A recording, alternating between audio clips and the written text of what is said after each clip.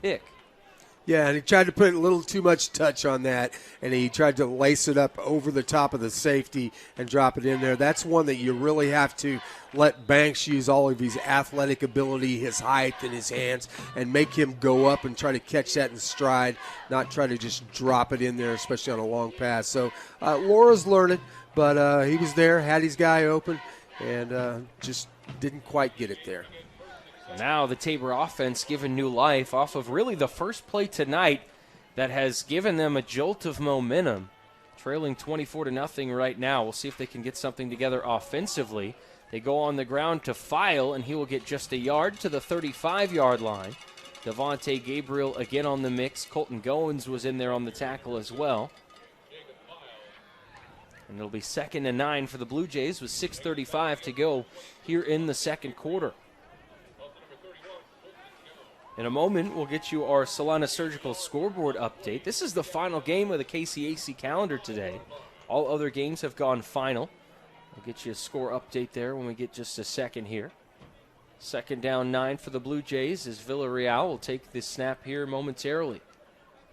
Quick drop, looks right, nowhere to go, gets away from one, but his feet get away from him, and he's going to get brought to the ground by Scott Sanchez, who will get credited with the sack. Malachi Adams was also in the neighborhood. And it will be 3rd down and 15 for Tabor yet again. Yeah, I was just getting used to those 1 o'clock games. This 7 o'clock game just leads to me having to do housework before we get to do the ball game. It seems like you either get the game first or the housework first. You don't get a day off. When's the day off, man? There is no days off. Everything got pushed to Sunday. 3rd down, 15 for the Blue Jays. Trips to the right. Villarreal again pressured quickly. He'll launch one deep, and up for grabs. Was it caught? No, out of bounds was the intended receiver. The Blue Jays had their best chance at moving the chains so far tonight, but just no real estate there on the far side of the field for wide receiver number 6, Gerard Favors. Yeah, that's the toughest pass to cover by a defensive back is that underthrown ball where the receiver's looking back. He sees it. He's able to get off the coverage and take a couple step backs. That time the receiver did just that. He just got that foot down out of bounds. So again, the Blue Jays for the 7th consecutive drive will have to punt, but this one's fumbled, and Cano's going to get buried back at the 15-yard line. 2 different Coyotes in the neighborhood. Looked like number 18, Sven Otternis, got there first. And that is a big play for Kansas Wesleyan. They, again, get gifted great field position, but this time they will start the drive inside of the Becker Autos and Trailers red zone. 5:21 to go here first quarter, and the Coyotes, off of that turnover, will have a great chance again to get back in the end zone. Domino will be the tailback for Laura this time. Clatterbuck the superback.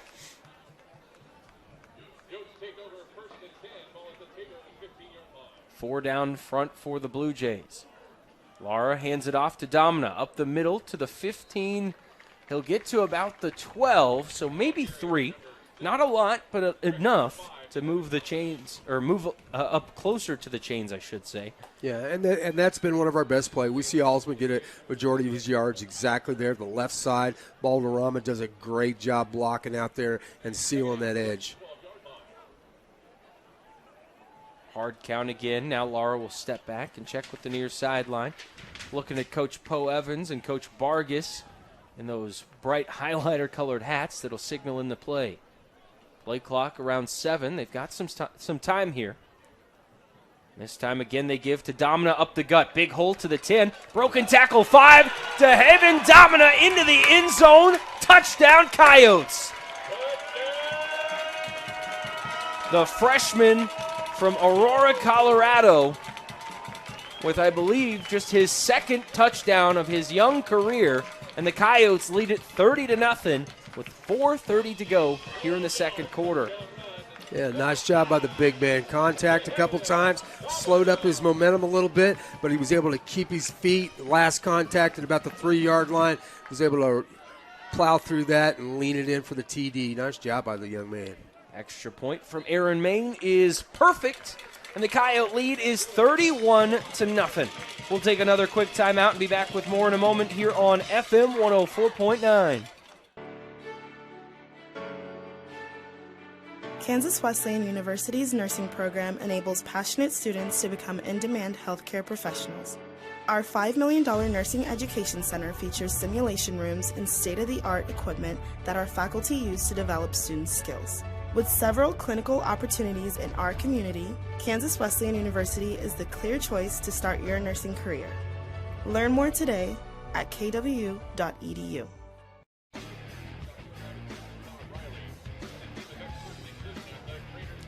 Welcome back to JRI Stadium, campus of Kansas Wesleyan, the Graves Family Sports Complex.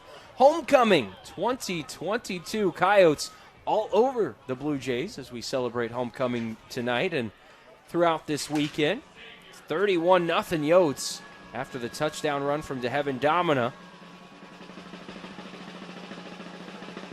Aaron Main to send it off into the distance. This one a little shorter than his last, but still fielded around the 6-yard line. And running into a wall of Yotes at the 21-yard line is Jacob Feil. And again, that kickoff coverage from Kansas Wesleyan all over Tabor College right now.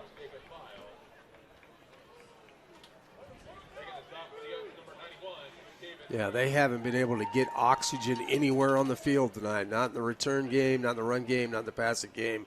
And Villarreal, he's had a tough time tonight with pressure in his lap every play. So Tabor will start this next drive at their own 22-yard line. Similar field position to where they've started their last couple.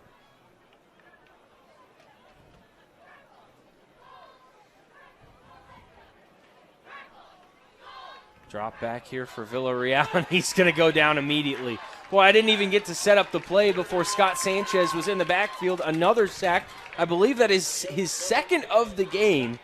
We'll tally the stats here for just a moment, but before that play, I did see a really cool moment. Kansas Wesleyan president, Dr. Matt Thompson, down on the sideline, came over and gave a big hug to freshman DeHeaven Domina, for congratulating him for that touchdown. Really cool moment to see the president of this university and a young man who has a very bright future. The loss for the Blue Jays was 7 on that play.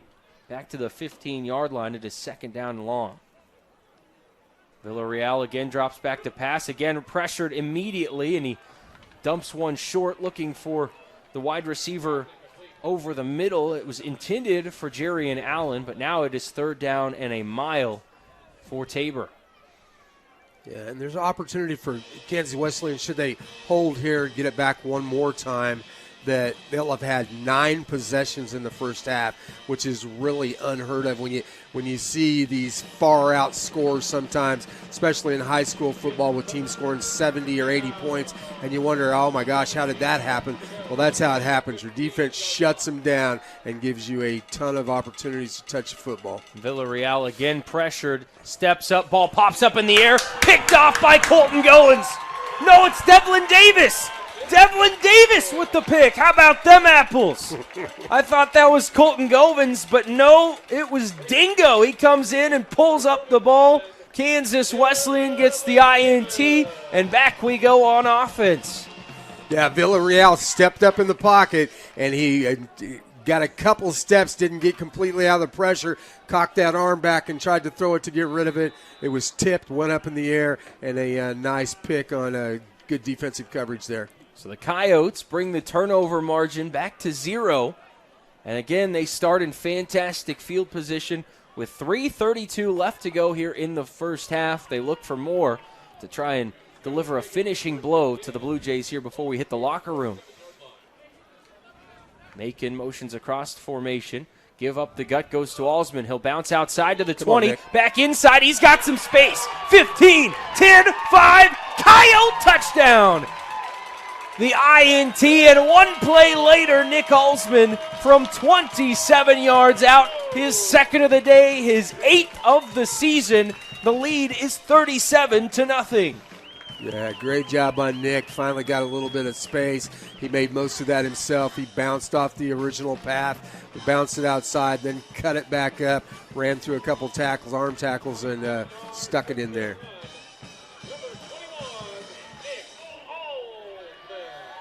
And Aaron Main once again will come on for the PAT. And once again, right down in Santa Fe, the kick is good. 38-0 Kansas Wesleyan is our score with 3 minutes, 23 seconds left to go before halftime. We'll take another quick timeout and be back right after this here on FM 104.9. At JRI Hospitality, we believe that food brings people together. Our guests receive that one-of-a-kind experience they can expect time and time again. Our team specializes in restaurant ownership, franchising, management, construction, development, and consulting. We operate over 70 restaurants in 11 states and employ over 2,100 of the greatest team members. We help build success because at JRI Hospitality, we love what we do.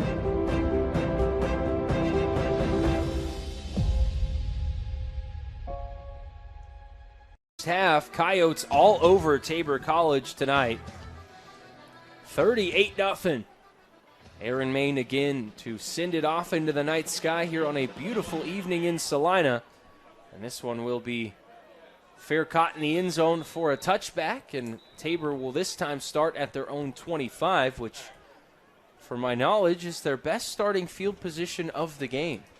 Yeah, and what a difference a week makes, and the fact that when I talked about the 9 possessions being so many, they only had 4 possessions in the first half last week in the McPherson game, in a low-scoring affair, obviously. But, yeah, that's just a huge difference. That's twice as many touches, twice as many opportunities to score, and they've made the most of that tonight with 38 points. So Tabor, again, has struggled mightily on offense. They have run so far tonight 25 plays for negative 41 total yards of offense. They will hand up the gut here to the big tailback that time. It looked like Devin Jones got his first carry. He's a bigger back. That is not Devin Jones. That is Leah Mania Brown. He's sort of the fullback tight end combo, so not their second string tailback. He's the fullback, and he gets a carry for about 2 yards, and Tabor is in front of the chains for the first time in a while. Second down here for the Blue Jay offense.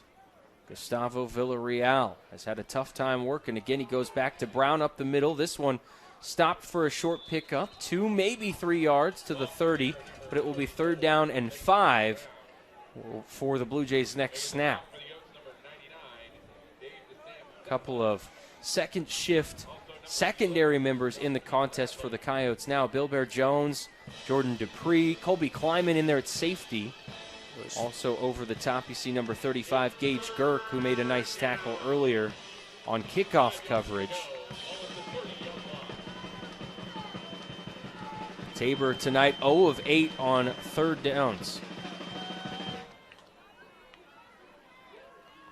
Villarreal goes right back to the well for Brown, and he's going to be short, but he picks up about half the yardage necessary. So does Tabor consider going for it? I don't think they will. They'll send the punt unit back out there for 4th down and about 2.5. And with 1:40 to go here in the first 2 quarters, the Coyote offense will again get another crack at it before we head to the locker room. Yeah, just too deep in their own territory to try to take a chance and get the first down there. So coach plays it conservative, come out and kick and let the defense play again. Brandon Cano had trouble handling the last snap. He stands at his own 20 here. Pressured, but he gets it just past the Coyotes, and Macon will field it backtracking to around the 25. He'll get across the 30, but not much further than maybe the 33-yard line. And with 1 minute, 7 seconds, and 2 timeouts, Coyotes will try and put one more drive together before we head to our Salina Regional Orthopedic and Sports Medicine Clinic halftime show. While we have a moment, though, let's check our Salina Surgical Scoreboard update. brought to you by Salina Surgical Hospital. Choose Salina Surgical Hospital for your outpatient procedures or inpatient stays. Salina Surgical is proud to be partially physician-owned. Earlier today in the KCAC, Ottawa got their first win of the season. They defeated Friends 28-13 down in Wichita. Avila defeated St. Mary 34-21. That game was knotted at 14 at halftime. Bethel had no trouble with Sterling winning 51-7. Lomax Spivey in motion. They'll hand it off up the middle to Mark Benjamin. Breaks one tackle 40 and tackled across the 45 by just the toes. The Coyotes move the chains as we're now about at 1 minute to go here in the first half. Yeah, another shoestring tackle there. Otherwise, Benjamin takes that all the way. And we've talked about it time and time again, what a different look it is when he runs through the line of scrimmage. And we get a whistle and a penalty flag. Looks like another Coyote false start, and it is. So a 5-yard penalty with 47 seconds to go here in the half. Also, by the way, earlier today in the KCAC, McPherson College got back in the win column as they took out some frustrations on the Bethany College Swedes. A 53-6 win over Bethany for the Bulldogs in that one. And then up in the Big 12 ranks, Baylor defeated Kansas 35-23 earlier today. But as we speak on our sister station, 1150 KSAL, Kansas State leads TCU 21-10 midway through the second quarter. Coyotes took a timeout there to avoid the 10-second runoff, so they'll get to talk things over here as they face a 1st and 15 at the 43-yard line. Do you play for a field goal here, Dan, or do you try to get in the end zone? We just saw a little bit ago that Aaron Main's good from at least 47, so that means you really just have to get to the 30-yard line of Kansas Wesleyan, so maybe 25 more yards or so. It's certainly a possibility after he's already hit one. You don't necessarily have to. Aaron continues to have the big leg like that. You definitely don't have to force yourself to throw the long ball and throw over the top of everybody. But, yeah, you've got 47 seconds here. You can get maybe 3 or 4 plays and trot the field goal team out there. Kansas Wesleyan out of the timeout. Gets set up. Motion man again is Macon. He'll come to the near side. There's trips here now. Lara drops back, looking deep. He thinks better of it, now throws over the middle for Haziga, who makes the catch at the 45 of Tabor. He'll be 3 yards shy of the first down, but with 35 seconds to go, the Coyotes will just work quickly here. But there's a chunk back. They get 12 on the play, and they'll set up quickly. Got a timeout left. Haziga again will be split out wide. Lara rolls to the left. He's in some trouble, gets a good block from Jaron Hightower. Now Lara will just put it in his chest, and he will run close to a first down. Gets marked shy. It'll be 3rd down and 1 at the 43. I thought he had it, but didn't get a friendly spot here on the near side. I don't know as he necessarily knew where the spot was that time. He had room to get that extra yard or two, but he decided to stop the clock prematurely. 15 seconds on the clock. Again, the Coyotes do have 1 timeout here. Need a few yards to get into field goal range. Likely take to the air on this play. Chest high snap. Fakes to Mark Benjamin. Lara, deep drop. He'll dump it short. Mark Benjamin has the catch to the 40, 35, and the Coyotes get inside the 35. They'll call timeout with 7 seconds left here in the second quarter. Where is the spot? Because you're right on the cusp of Aaron Main's field goal range. Yeah, we didn't expect Drayvon to just run that out of bounds for a 3-yard game. He saw a little bit of a crease and decided he'd try to break one. But that's if I had that skill package, I would try the same thing.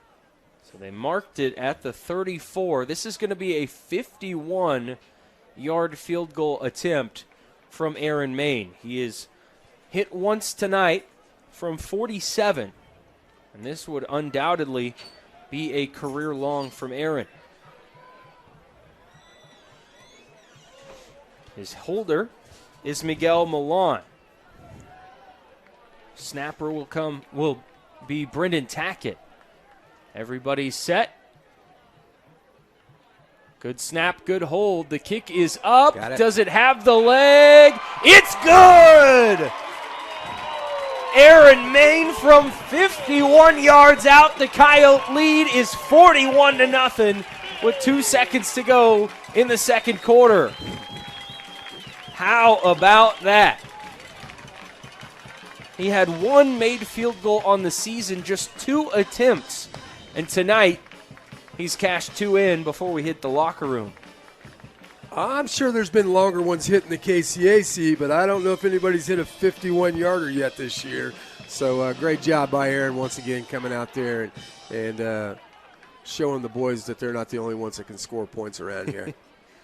And again, it comes with just 2 seconds on the clock, so the Coyotes can kick it short here and just let that time elapse and head on into the locker room feeling very, very good about this offense. I told you, Dan, when we came in to the second quarter that the Coyotes had a good start, but the second quarter was really where they had done their damage this season, and they've put 27 points on the board here in the second 15.